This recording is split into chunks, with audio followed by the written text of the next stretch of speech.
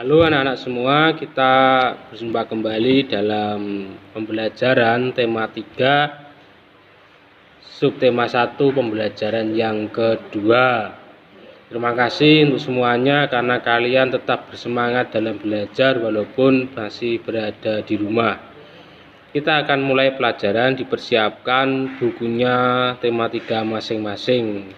Silahkan dilihat di pembelajaran yang kedua itu di halaman 7. Di situ ada bacaan. Setiap hari Beni, adik, dan kedua orang tuanya selalu makan malam bersama. Di keluarga Beni semua orang diberi kesempatan untuk mengambil nasi sendiri. Bu Beni selalu berpesan, ambil secukupnya. Adik Beni sering tidak menghabiskan nasinya, alasannya karena ia sudah kenyang.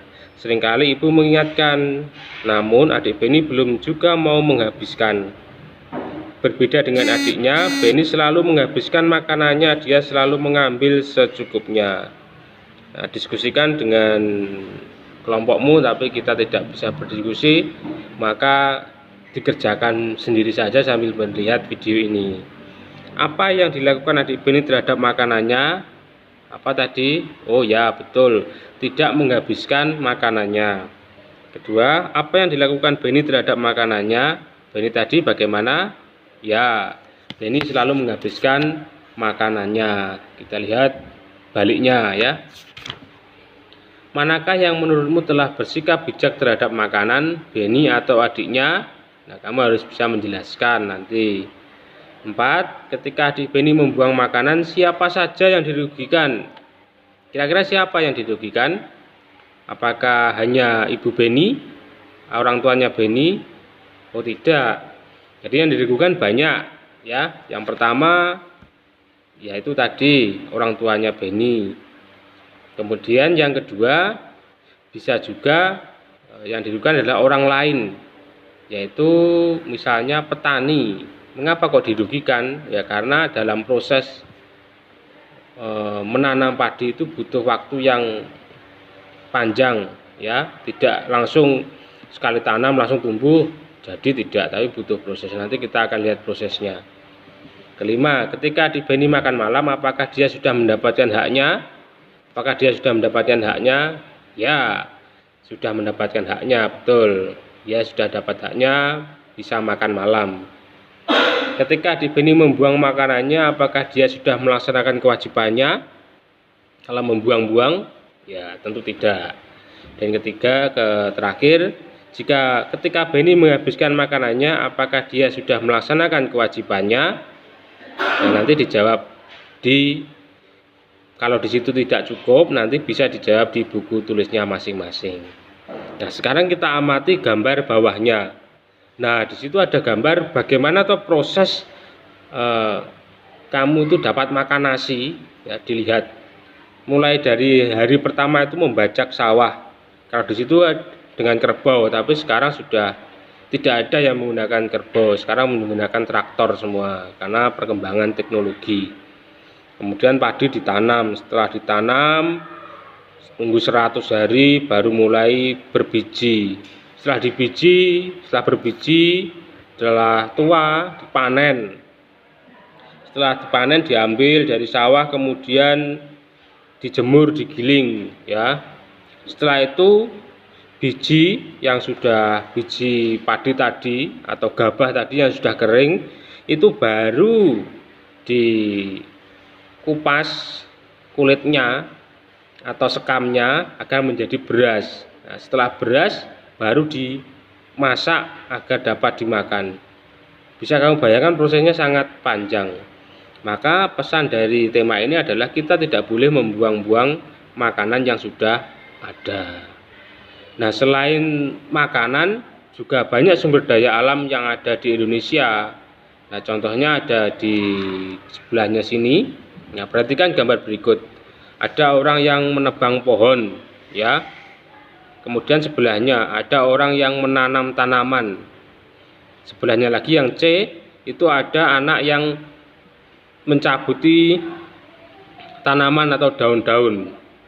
Nah, berdasarkan gambar tersebut kamu identifikasi kamu identifikasi, kamu tuliskan pada tabel di bawahnya situ. Contohnya, apa yang dilakukan orang pada gambar A tadi ya, menebang pohon. Apakah tindakan tersebut baik? Ya, menebang pohon itu baik atau tidak, kamu nanti dapat menyimpulkan ya. Terus dampaknya apa bagi lingkungan, dampak bagi orang lain.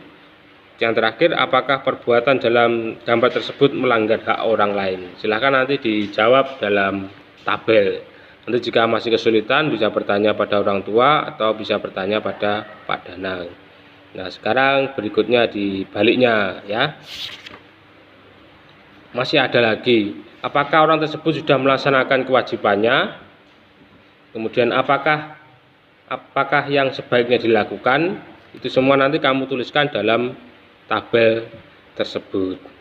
Bawahnya lagi ini masih ada, bijak memanfaatkan tumbuhan berarti kita menghimbatnya, tidak membuang-buangnya, tidak mengambil secara berlebihan dan merusaknya.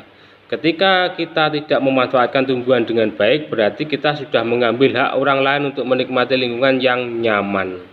Sekarang lihatlah dirimu itu kamu sendiri di rumah. Apakah kamu sudah memanfaatkan tumbuhan dengan bijak? Nah, silakan diisikan tabelnya di bawahnya di sini. Contohnya ya, ada pertanyaan. Contoh sikapmu sudah bijak terhadap tumbuhan. Contohnya apa sudah bijak terhadap tumbuhan? Tuliskan saja di situ. Oh, saya pernah menyiram tanaman, ditulis menyirami tanaman gitu. 2. Dampak dari sikapmu terhadap lingkungan. Kalau nyirami tanaman itu dampaknya apa? Dan seterusnya. Nanti silakan diisi sendiri, dijawab, dipikirkan begitu ya. Tetap nanti kalau misalnya masih bingung, ada pertanyaan, bisa tanya ke Pak Danang. Di halaman 11 ya. Tahukah kamu bahwa diperkirakan 1,3 miliar ton makanan hilang atau dibuang setiap tahunnya? 1,3 ton makanan itu hilang. Itu fakta yang berasal dari PBB. Diperkirakan 1,3 miliar ton adalah bilangan taksiran. Nah, sekarang bagaimana cara menaksir bilangan desimal? Nah, kita akan belajar bagaimana taksiran. Taksiran itu adalah juga perkiraan. Perkiraan itu adalah juga pembulatan. Kalau kemarin kamu sudah belajar pembulatan ke puluhan, ke ratusan. Nah, sekarang kita akan belajar pembulatan ke seperpuluhan. Jadi seperpuluhan. Bagaimana caranya? Di sebelahnya sini bisa dilihat ya. Langsung di halaman 13 saja, kita langsung berlatih saja. Di situ ada tabel ya. Halaman 13 dilihat. Ada nama tanaman jambu. Tinggi dalam sentimeter itu berarti 136 cm. Tinggi dalam meter berarti dibagi 100. Pembulatan ke persepuluhan terdekat bagaimana?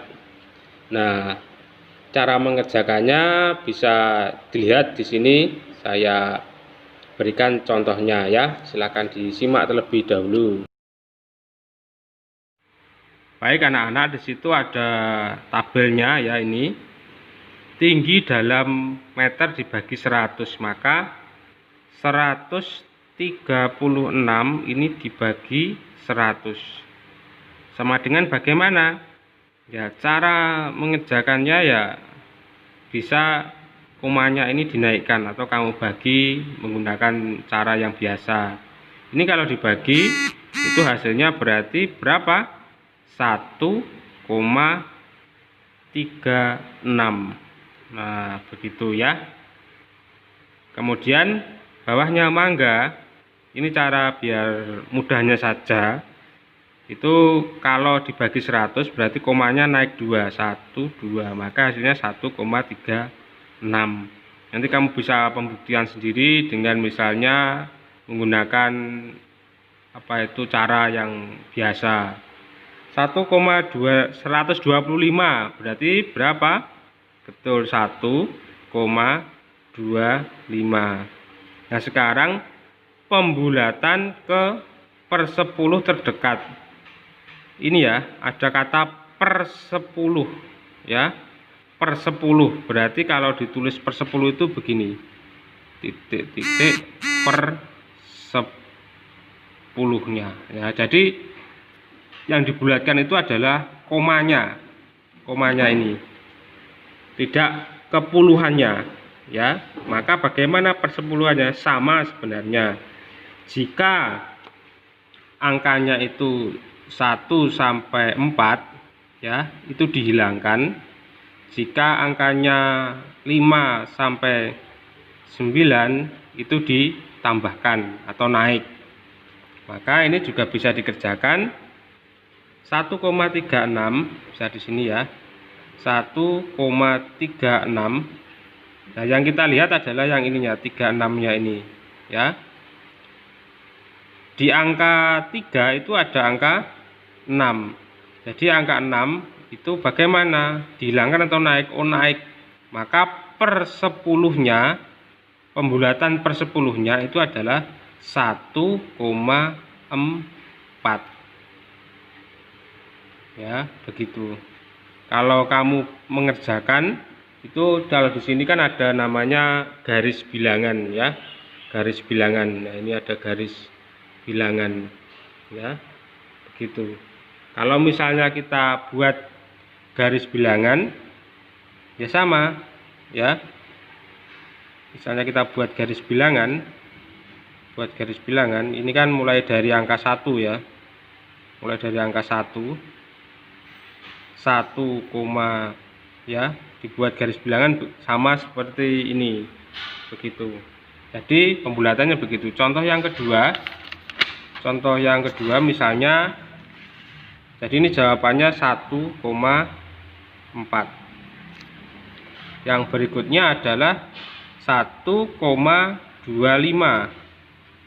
Nah, maka pembulatan persepuluhannya berapa? Dilihat di belakangnya ini,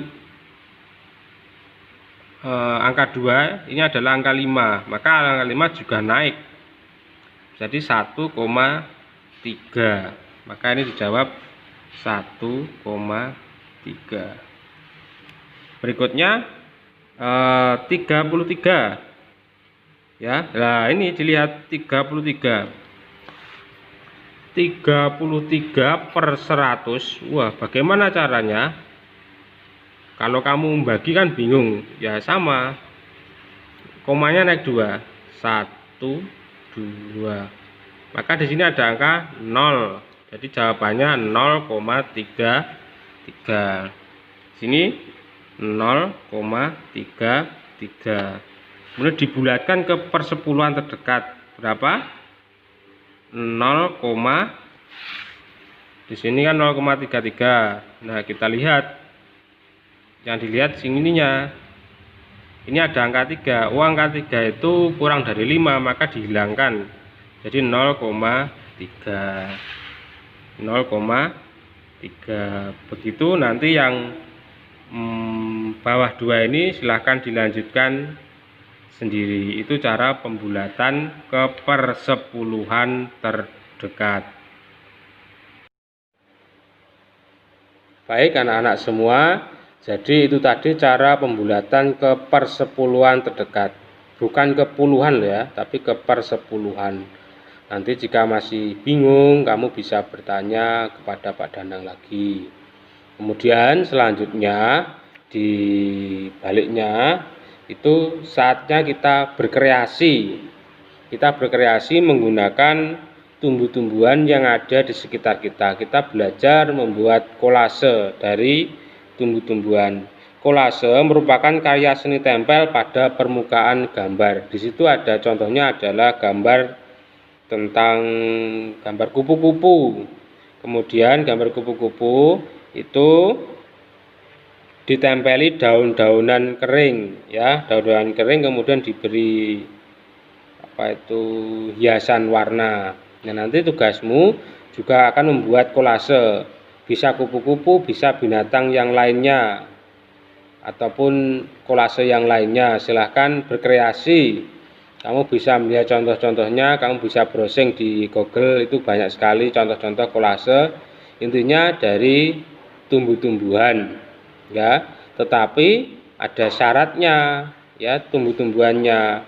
Kamu membuat kolasenya itu jangan sampai merusak tumbuhan yang ada di rumahmu. Misalnya kamu motongi daun itu banyak sekali sehingga tanaman di potmu itu terus habis daunnya. Nah, itu berarti nanti merusak.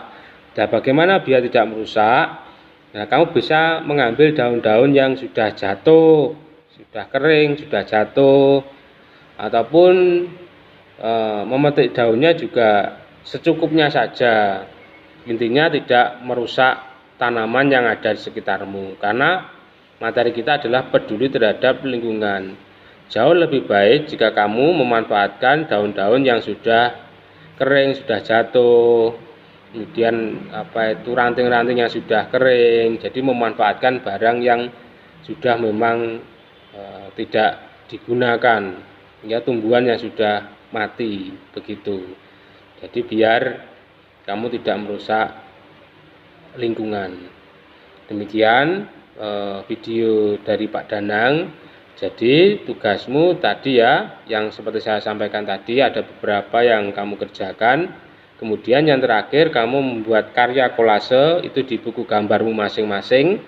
Nanti ditempel, karena kolase itu adalah seni menempel.